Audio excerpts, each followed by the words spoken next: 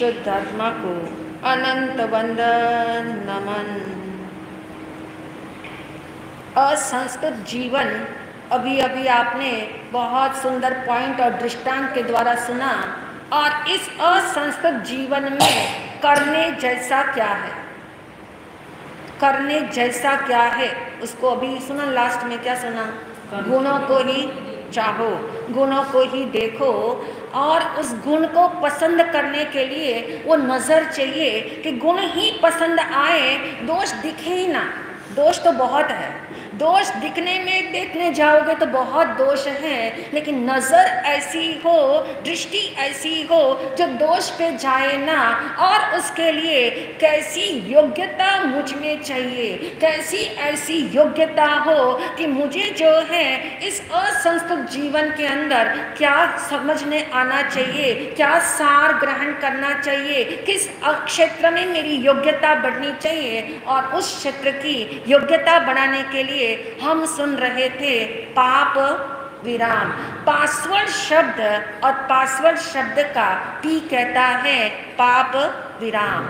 इस पाप विराम को कैसे समझे, और उसके लिए हम मिसबिलीफ को समझ रहे थे। ये पाप को विराम क्यों नहीं मिलता, इस पाप के क्षेत्र में प्रवेश क्यों हो जाता है, समझते हुए, जानते हुए, परखते हुए भी पाप में ही क्यों रहना पसंद आता है। और उसके एवज में हमने ये जाना, जब तक करेक्शन मिसबिलीफ का नहीं होगा तब तक पाप की क्या होगी, रुचि भी होगी, प्रवृत्ति भी होगी, और उसके अंदर कोई संवेदना नहीं होगी। पाप करने के बाद भी जो है संवेदना नहीं होगी, और इसी को कहते हैं पाप विराम। पाप विराम से अभिप्राय पाप रुचि का विराम। और वो पाप रुचि मेरी कैसे हटे, और उसको हटने के पीछे मेरे अंदर कैसी समझ होनी चाहिए जिससे ये पाप रुचि हटे। और ये मिसबिलीफ ऐसी है जो हमें समझने नहीं देती। तो नंबर 1 की मिसबिलीफ हमने कौन सी सुनी?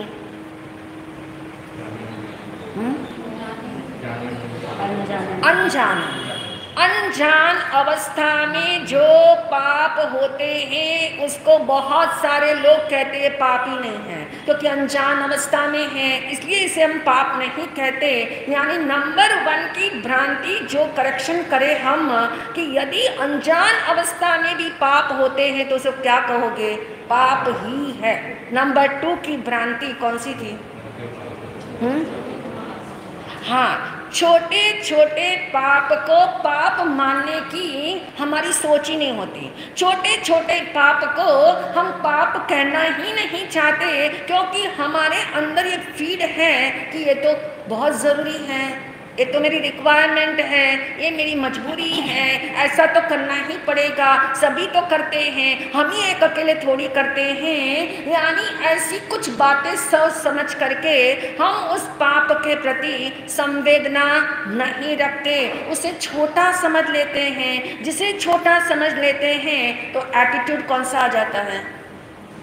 कौन सा वाला एटीट्यूड आ जाता है? लापरवाही का। लापरवाही का एटीट्यूड हर समय रहता है। कोई बात नहीं, ऐसा तो चलेगा, वैसा भी चलेगा।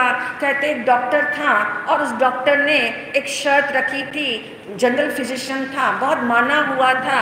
उसकी एक कंडीशन है, उसको यदि किसी ने उसकी अपॉइंटमेंट लेनी है तो उसकी एक कंडीशन है, छोटी बीमारी हो तब मत आना, छोटी छोटी बातों को लेकर के मेरे यहाँ पे मत आना। उसकी खास ये कंडीशन थी, जब बात बड़ी हो जाए, जब बीमारी बड़ी हो जाए तब मेरी अपॉइंटमेंट लेना। अब आप समझ सकते हो कौन जाएगा। उसका कहने का अभिप्राय ये था, एक बार उसके दोस्त ने पूछा ऐसी कंडीशन तो क्यों रखता है, कौन आएगा तेरे पास? उसने कहा देखो, जुकाम बुकाम का इलाज तो मैं करता नहीं, ऐसी बातों का मैं इलाज नहीं करता हूँ, निमोनिया निमोनिया का अक्सर इलाज मेरे पास है। मुझे मालूम है जब निमोनिया हो जाए और कोई पेशेंट मेरे पास आए तो कौन सी दवाई देनी, कैसे ट्रीट करना, वो सब मैं जानता हूँ। लेकिन जुकाम होने के बाद मेरे पास मत आना। उसका अभिप्राय कि छोटी छोटी बात हो तो मेरे पास मत आओ। लेकिन अध्यात्म कहता है जो पाप छोटे छोटे हैं, जो गलतियाँ थोड़ी थोड़ी हो रही हैं, वहीं पे हम उसको क्या करें, वही सुधारे, वही करेक्शन करे, क्योंकि उसी से जागृति पैदा होती है। बड़े पाप करने के लिए तो कोई जाता नहीं है, लेकिन छोटे छोटे पाप हमारे छूटते नहीं हैं, और ये छोटे पाप ही क्या बनते हैं, बड़े बनते हैं। तो छोटे पाप और बड़े पाप के बीच में फासला कितना है? जिस पाप को लेकर के मन में शंका होती हो, मन में संदेह होता हो, मन बेचैन होता हो, जिस पाप को लेकर के मन भयभीत होता हो, जिस पाप को लेकर के संवेदना जागती हो, जिस पाप को लेकर के पश्चाताप होता हो, उसे समझ लेते हैं ये कौन से वाला पाप है, बड़े वाला पाप है। उसको हमने बड़ा पाप समझ लिया, यानी छोटे पाप के लिए कोई संवेदना नहीं, कोई भय नहीं, किसी प्रकार का विचार ही नहीं आता। उसको हमने आदत के ढांचे में डाल दिया।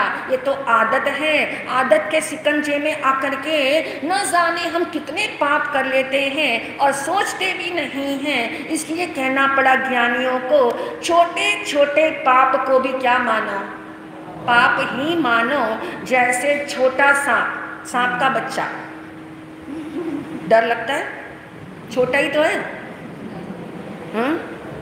छोटा सा सांप का बच्चा भी हमें उतना ही जहरीला लगता है जितना बड़ा सांप, उतना ही डर लगता है जितना सांप सामने आ जाए। इसलिए भगवान कहते हैं ये बात समझ के चलो कि जैसे छोटा सांप से डर लगता है उतना ही जहरीला है, ऐसे ही वो छोटे छोटे पाप भी उतने विषाक्त हैं, उतनी हमारे जीवन को कहते हैं पात्रता नहीं खिला सकते, मोक्ष जाने की योग्यता हमसे छीन लेते हैं। इसलिए ज्ञानियों ने कहा छोटे छोटे पाप जो हो रहे हैं उसके प्रति हम जागरूक हो जाए, हम सावधान हो जाए, हम अलर्ट जितने हो जाएंगे वो ज्ञान के बल पे अलर्ट हो सकते हैं। तो नंबर 2 की धारणा ये हो गई कि हमें छोटे छोटे पाप जो निरंतर हमारे द्वारा होते हैं उसके प्रति संवेदना, उसके प्रति जागृति, उसके प्रति जो है एक ऐसा एटीट्यूड क्रिएट करे कि ये भी पाप है और कोई मेरा ऐसा जीवन जीऊं, ऐसी शैली में जीऊं कि ऐसे पाप भी मुझसे ना हो। नंबर 3, तीसरी मिसअंडरस्टैंडिंग क्या हो रही है, जो पाप प्रकट नहीं हो रहे, पाप तो हुए हैं लेकिन वो पाप किसी औरों की समझ में नहीं, कोई जानता नहीं मेरे बारे में वो पाप मैंने किए हैं, ऐसा कोई दूसरा नहीं जानता है। तो मैं सोचता हूँ ये पाप ही है कि नहीं है पाप। और यदि कहीं अंदर में बहुत गहराई से अपना स्कैन करके देख लेना, कहीं ऐसा होता हो, कहीं ऐसा मानने में आता हो कि किसी को मेरे बारे में पता नहीं है, क्योंकि वो पाप मैंने बहुत एकांत में किए हैं, छिप करके किया है, बहुत दूर जा कर के किया है, स्वदेश में नहीं विदेश जा कर के किया है, दिन में नहीं रात में किया है, सबके बीच में नहीं एकांत में किया है, परिचित स्थान पे नहीं अपरिचित स्थान पे किया है, परिचित लोगों के बीच में नहीं अपरिचित लोगों के बीच में किया है। तो वो पाप कोई जानता ही नहीं, कभी वो पाप खुलने वाला ही नहीं, तो उसे पाप मानो या न मानो। इसलिए भगवान ने कहा भीड़ में पाप कर लो, एकांत में कर लो, सबके बीच में रहते हुए करो अकेले में घर में रहते हुए कर लो, जंगल में जाकर के भी कर लो, लेकिन पाप तो पाप ही है। यदि वो नहीं खुल रहा है, इसके कारण आप उसे पाप न मानो, इसका मतलब ये हुआ कुसंस्कार अभी बहुत गहरे हैं। वो कुसंस्कार इतने गहरे हैं कि पाप को पाप मानने भी नहीं देते। इसलिए ज्ञानियों को कहना पड़ा कि पाप तो पाप ही है, पाप हमेशा पाप ही रहेंगे। लेकिन उसके पीछे ये भाव आ जाए कि पाप प्रकट होने वाले नहीं हैं, पाप प्रकट नहीं हुए हैं, तो इसका मतलब ये समझ लेना बहुत आसान लगेगा कि जो पाप प्रकट नहीं होते इसका मतलब पाप नहीं हुए हैं। ऐसी धारणा अंदर में हो तो उस धारणा को क्या करना है? हटाना है। वो धारणा हटनी चाहिए, क्योंकि बहुत सारी बातें ऐसी हैं क्योंकि हम औरों की जिंदगी में भी देखते हैं, हम औरों की लाइफ में भी देखते हैं वो क्या क्या करते हैं, वो कैसे कर लेते हैं, इतना स्कैंडल सारे होते हैं, कैसे हो जाते हैं। हम तो ऐसी चीजें नहीं करते, हम तो अपने आप को एक्सक्यूज देते हैं कि हम उन लोगों में से नहीं हैं, हम उन जैसे नहीं हैं। ऐसा कर करके हमने आपको क्या किया? अपने को लेयर में ढक दिया, अपने पाप को छिपाना चाहा, अपने पाप को इतना छिपाना चाहा कि हमने मान लिया कि ऐसा तो मैं करता ही नहीं हूँ, ऐसा मेरे द्वारा होता ही नहीं। इसलिए कहना हुआ कि एकांत में भी यदि पाप होते हैं उसे क्या मानोगे? पाप ही मानोगे। यदि कोई विचार करे कि यदि मुझे इतना एकांत का मौका मिला है और उस एकांत में मौका ऐसा मुझे दोबारा नहीं मिलेगा, क्योंकि अक्सर एकांत में जो पाप होते हैं उसमें हमारी मन की चालबाजी होती है।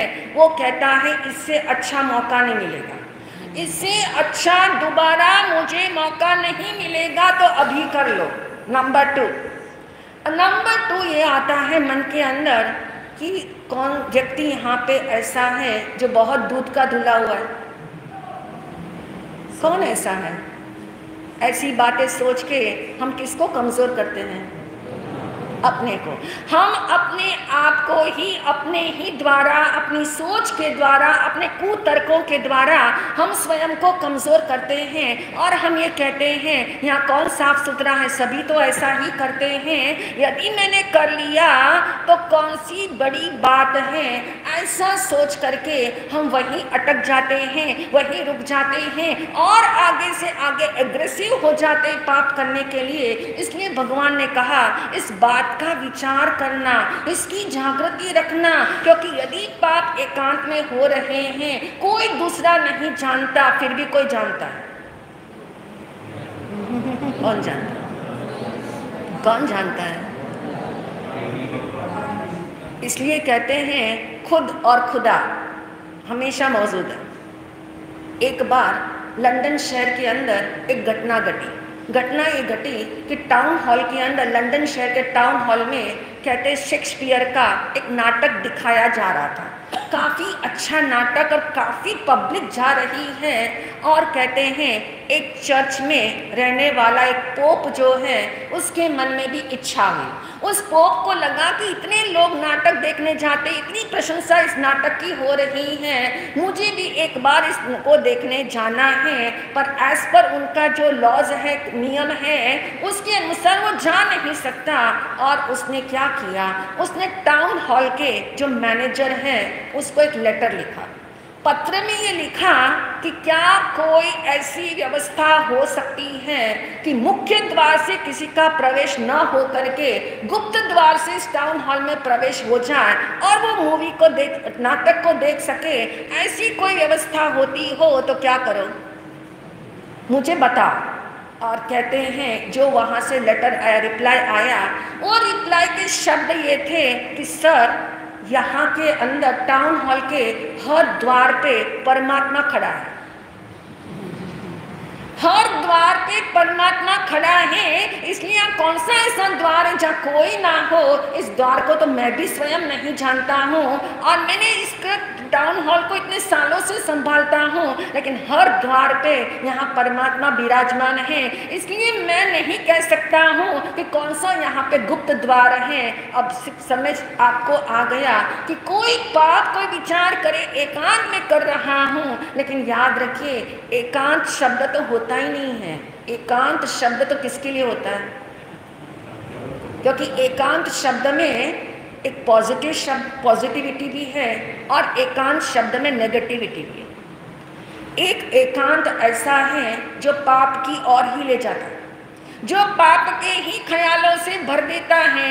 एक एकांत ऐसा है जो पाप के ख्यालों से इतना भर देता है कि पाप की प्रवृत्ति हो जाती है एकांत मिलते ही, यानी उसे कहते हैं लोनलीनेस, जिसको शब्द इंग्लिश डिक्शनरी में आता है लोनलीनेस, यानी ऐसा एकांत जो आपको फ्रस्ट्रेशन, सप्रेशन, व्याकुलता, कहना चाहिए बेचैनी क्रिएट कर दे और पाप में डाल दे, उसका नाम है ऐसा एकांत जो नेगेटिव है। और दूसरा एकांत जिसका नाम है पॉजिटिव अलोननेस, यानी वो एकांत ऐसा है जो आपको किसकी पहचान करा दे? अपनी पहचान करा दे।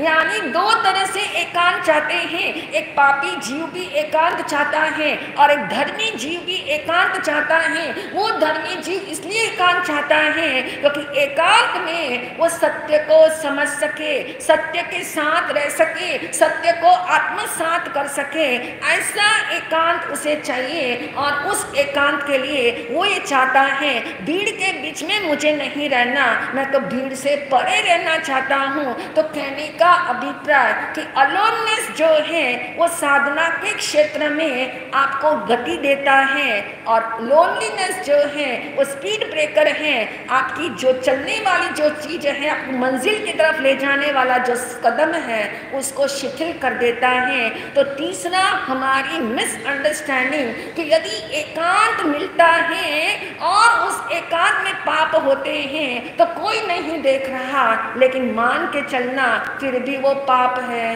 वो तीव्र पाप भी हो सकते हैं, वो चिकने पाप भी हो सकते हैं, क्योंकि एकांत मिलने पे हमारी सोच जो है वो बेफाम हो जाती है। और जब कोई सामने है तो क्या रहता है? कोई सामने आके हो, आपकी सोच पे क्या आ जाता है? संयम। आपकी सोच पे मर्यादा का अंकुश आ जाता है। वो मर्यादा आपको कहती है कि मुझे जो है इस और नहीं जाना। यानी कहने का अभिप्राय ये डिसिप्लिन लाइफ जिसको हम कहते हैं, ये डिसिप्लिन लाइफ जिसको हम कहते हैं, वो भय के वश भले ही होती हो, वो हमारे कहना चाहिए मैनर्स की दृष्टि में भी आती हो, लेकिन वो जो है पाप नहीं करने वाला बल नहीं देती। इसलिए ज्ञानियों ने कहा पाप तो पाप ही है, चाहे उसे एकांत में करो तब भी वो पाप है, भीड़ के बीच में करो तब भी पाप है। कोई नहीं जानता है इसलिए वो पाप नहीं है, ऐसी बात न निकाली जाए, न समझी जाए, न धारण की जाए तो निश्चित ही एक दिन जो है हम इस पाप से विराम को प्राप्त होंगे। इन्हीं भावों के साथ ओम शांति। सुख बा